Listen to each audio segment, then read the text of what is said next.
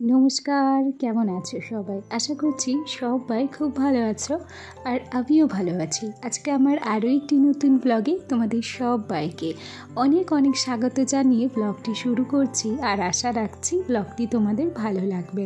তো ব্লগটি শুরু করছি আজকে এই ঘর থেকে, কেন কি গতকাল রাত্রে এ ঘরে শুয়েছিলাম, ও ঘরে আর শুইনি। এদিকে বাইরের আকাশটা দেখো, এখনও পর্যন্ত সূর্য একটু আধটু করে উঁকি মারছে, তবে গতকাল থেকেই একটু মেঘলা মেঘলা ভাব, জানি না আজকে কতটা কি রোদ উঠবে।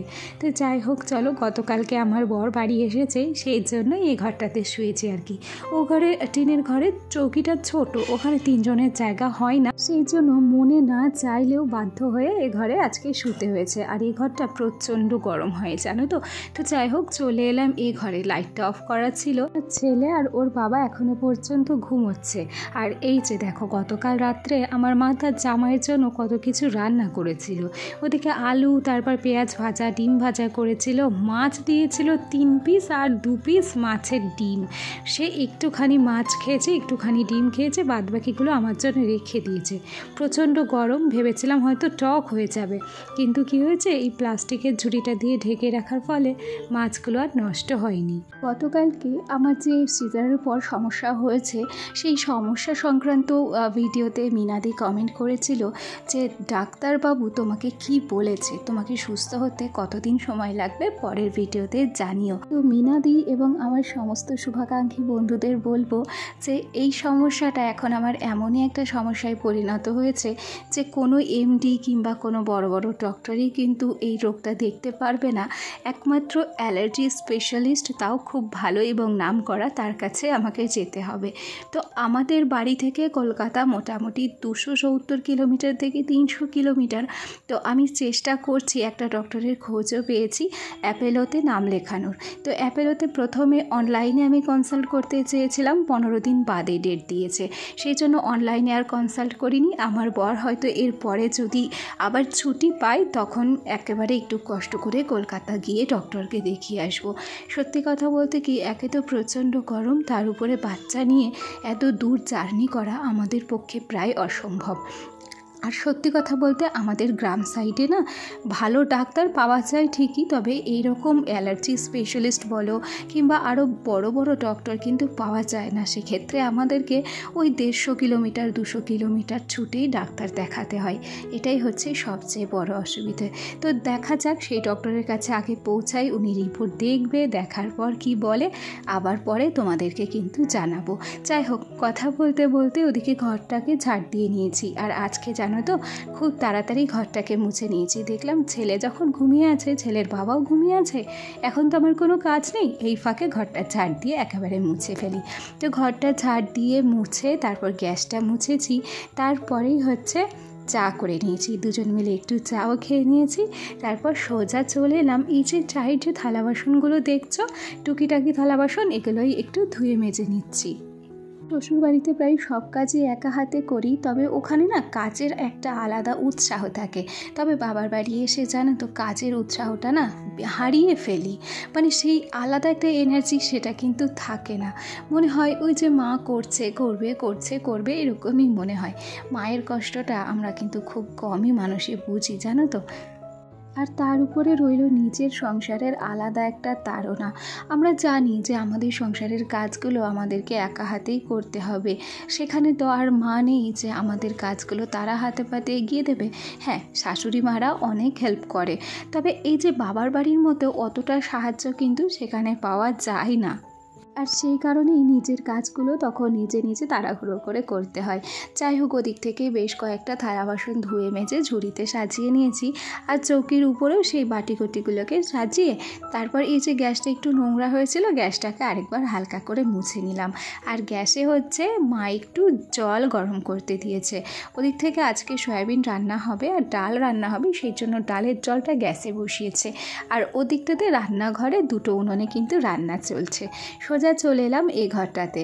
আমার বর গেছে ছেলেকে নিয়ে একটু ঘুরতে, আর সেই সুযোগে বিছানাটাকে পরিষ্কার করে নিচ্ছি। খাটটাকে না অনেক দিন হলো ডাস্টিং করা হয়নি গো, সেই জন্য হালকা হাতেই খাটটাকে একটু ডাস্টিং করে নিলাম। আর এই যে কম্বলটা রাত্রিবেলা কিন্তু লেগেছিল গায়ে দিতে। খুব হাস্যকর ব্যাপার না, মানুষ গরমে পাচ্ছে না, এসি চালিয়ে শুচ্ছে, আর আমরা বিনা এসিতে কম্বল গায়ে দিয়ে শুচ্ছি। তার মানে বুঝতে পারছো যে কতটা ভালো আছি আমরা।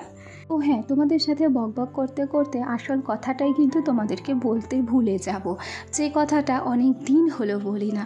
দেখো, আমার যে সমস্ত পুরানো বন্ধুরা শূন্য থেকে আমাকে এই যে পূর্ণ করতে চলেছ, তোমাদেরকে অসংখ্য ধন্যবাদ জানাচ্ছি। আর আমার যে সমস্ত বন্ধুরা নতুন বন্ধুরা আর কি, আজকে আমার ভিডিওটি প্রথম দেখছো, যদি কোনো কারণে আমার এই ভিডিওটি তোমাদের ভালো লেগে থাকে তাহলে অবশ্যই করে একটা লাইক করো, কমেন্ট করো, আর চাইলে আমার এই ছোট্ট পরিবারের একজন মিষ্টি সদস্য হয়ে আমার পাশে থেকে যেও। দেখো, এই যে সংসারটা দেখছো, এই সংসারের সমস্ত কাজগুলো আমার ক্ষেত্রে একই রকম। আমি চাইলেও এই কাজে ভ্যারাইটি আনতে পারি না। প্রত্যেক দিন এই যে ছোট্ট ছোট্ট ফার্নিচারগুলো রয়েছে, এগুলোকে পরিষ্কার পরিচ্ছন্ন করি, ঘর পরিষ্কার পরিচ্ছন্ন করি, আর তার উপরে এই আয়নাটা না প্রত্যেক দিনই পরিষ্কার করি। যত যাই বলো, ঘরে যে জিনিসই নোংরা থাক না কেন, আয়না যদি নোংরা থাকে তাহলে কিন্তু একদম ভালো লাগে না। আয়না ঘোলা থাকলে নিজেকেও কেমন যেন একটা বিশ্রী লাগে আয়নার সামনে। তো যাই হোক, আয়নার কথা দিয়ে মনে হলো, মানুষ যদি আয়নার সামনে দাঁড়িয়ে নিজের চরিত্রটা দেখতে পেত, তাহলে জানো তো নিজেকে সুন্দর করার আগে চরিত্রটাকে সুন্দর করার চেষ্টা করত। তবে আয়নার সামনে নিজের প্রতিবিম্ব ছাড়া আর তো কোনো কিছু দেখা যায় না, সেজন্য মানুষ নিজের চরিত্রটাকেও দেখতে পারে না। যাই হোক, এই পর্যায়ে আলনাটা গুছিয়ে এই যে একটু ফুল তুলে নিয়েছি, একটু বেলপাতা তুলে নিয়েছি। ঝুড়িটা দেখো, ঝুড়িটা হচ্ছে বাঁশের ঝুড়ি, 25 টাকা দাম নিয়েছিল গত বৃহস্পতিবারের মেলায়। এতে একটু ফুল টুল তুলে নিয়েছি, যাবো একটু পুজো দিতে। ওদিকে বর এসেছে, আর সত্যি কথা বলতে কি, মানত সঠিক নয়, মন চেয়েছে যে একটু পুজো দিতে যাব, সেই জন্যই আর কি ফুল টুল তুলে এই যে রেডি হয়েছি। গেল সপ্তাহে ওকে বলে রেখেছিলাম যে তুমি যদি এই সপ্তাহে বাড়ি আসো তাহলে একসাথে গিয়ে পুজো দিয়ে আসবো, সেই জন্য ও চলেও এসেছে, আর দেরি করলাম না, চলে এসেছি পুজো দিতে। তো যাই হোক, দেখো, ঈশ্বর সৃষ্টি সম্পর্কের মধ্যে সবচেয়ে সুন্দর সম্পর্ক কিন্তু স্বামী স্ত্রীর সম্পর্ক। এই স্বামী স্ত্রীর সম্পর্ককে কখনোই স্বামীর কতটুকু ইনকাম হলো, কতটুকু সে উপার্জন করলো তা দিয়ে বিচার করা যায় না। সম্পর্কের মূল্য কোনো দিনই অর্থ দিয়ে কিন্তু তুলনা করা হয় না। স্বামী স্ত্রীর সম্পর্কে যদি বোঝাপড়া ঠিক থাকে, যদি দুজনের মধ্যে বন্ধুত্বপূর্ণ সম্পর্ক থেকে থাকে, সর্বোপরি স্বামী স্ত্রীর মধ্যে যদি বন্ডিং থাকে, বোঝাপড়া থাকে, এমন একটা মানুষ তুমি জীবনে পাবে যে কিন্তু তোমাকে বুঝবে। সেরকম স্বামী যদি পেয়ে থাকো তাহলে কিন্তু ইনকাম অতটা ম্যাটার করে না। সামান্য ইনকামেও কিন্তু সংসারটাকে খুব ভালোভাবে মেনটেন করা যায়। একটা সুখী, একটা সুন্দর, একটি সুস্থ সম্পর্ক কিন্তু গড়ে তোলা যায়। অনেক পরিবারে দেখবে টাকা থাকলেও স্বামী স্ত্রীর মধ্যে সুসম্পর্ক থাকে না। আবার অনেক পরিবারে হয়তো দেখবে টাকা নেই, তবুও স্বামী স্ত্রীর সম্পর্কটা এতটা পরিমাণে ভালো যে তাদের সংসারে কোনো রকম কোনো অশান্তি নেই। আসলে যে মনের মানুষটার হাত ধরে তুমি তার পরিবারে গেলে, সেই মানুষটি যদি তোমাকে না বোঝে, না তোমাকে চিনতে পারে, তাহলে স্বামীর সুখ কিংবা সংসারের সুখ কি পাওয়া যায়? পাওয়া যায় না তো, তাই না? তো চলো, টাকা পয়সার ঊর্ধ্বে গিয়ে একটা সুন্দর সুস্থ সম্পর্ক গড়ে তোলার নামই কিন্তু জীবন। আর হ্যাঁ, এই যে এ পর্যায়ে চলে এসেছি বিকেলবেলা। বিকেলবেলা একটু ঝড়ও হয়ে গেছে, কালবৈশাখী ঝড় তবে নয়, অন্যান্য দিকে খুব ঝড় হয়েছে, আমাদের এখানে খুব সামান্যই ঝড় হয়েছে। আর এখন এ পর্যায়ে ছিটে ফোটা বৃষ্টি কিন্তু পড়ছে, তবে এই বৃষ্টি কিন্তু সেরকম পরিমাণে ঠান্ডা আমাদের করতে পারেনি। যাই হোক, ওদিকে কারেন্টও চলে গেছে, বহু জামা কাপড় লাট মারা আছে, এগুলোকে কিন্তু গোছাবো ভেবেছি। ওদিক থেকে চলে এলাম ঘরের মধ্যে। ঘরের মধ্যেটা যেহেতু অন্ধকার, এদিক থেকে জানালাটা খুলে নিচ্ছি যাতে একটু একটু হলেও আলো পাওয়া যায়। এদিকে আমার বর এবং আমি দুজন মিলেই কিন্তু এই জামা কাপড়গুলো ভাঁজ করে নিয়েছি। ও বেশিরভাগগুলোই ভাঁজ করেছে, আর কমগুলো আমি ভাঁজ করেছি। দেখেছো, স্বামী স্ত্রীর সম্পর্ক এটাও কিন্তু একটা সম্পর্ক। তোমার কাজগুলোও কিন্তু অনেকাংশে সে হেল্প করে দেবে। এর থেকে সুযোগ সুবিধা আর কি বেশি চাইবো স্বামীর কাছ থেকে, তাই না? যে তোমাকে বুঝতে পারবে যে না, এইসব কাজগুলো যদি একটু হাতে পাতে এগিয়ে দিই তাহলে আমার বউয়ের হয়তো একটু হলেও সুবিধা হবে। যাই হোক, যাকে সেসব কথা, সে কথা বলতে বলতে জামা কাপড়গুলো ভাঁজ করে ফেলেছি।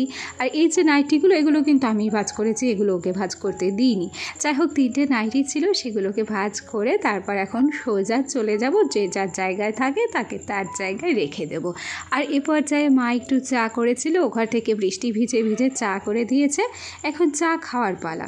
তো আমার আজকের ভিডিওটি তোমাদের কেমন লাগলো কমেন্ট করে জানাতে ভুলো না। আজ আসি, কাল আবার দেখা হবে। সবাই ভালো থেকো, টাটা।